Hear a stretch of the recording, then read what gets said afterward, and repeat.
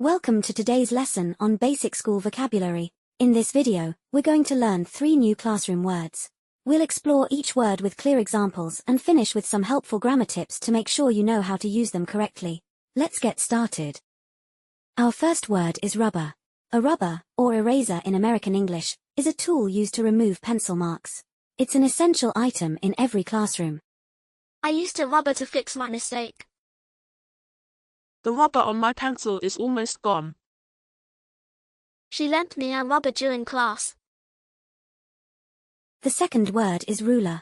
A ruler is used to measure or draw straight lines. There are different types of rulers. The straight ruler is the most common, used for drawing straight lines or measuring objects. A triangular ruler, often called a set square, is used in geometry for drawing angles. A flexible ruler bends to measure curves or irregular shapes. A protractor is a tool used to measure angles, typically in geometry. A French curve is used to draw smooth, curved lines, often by designers or architects.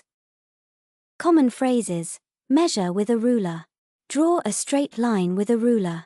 30 centimeters ruler. I used a ruler to draw straight lines. My ruler broke, so I borrowed one from a friend. Next, we have folder. A folder is a flat container used to organize papers or documents. Folders help keep your work tidy and easy to find. There are several types of folders. A file folder is the most basic and is used to store loose papers. A plastic folder is more durable and comes in different colors. An accordion folder has multiple sections to organize papers into different categories.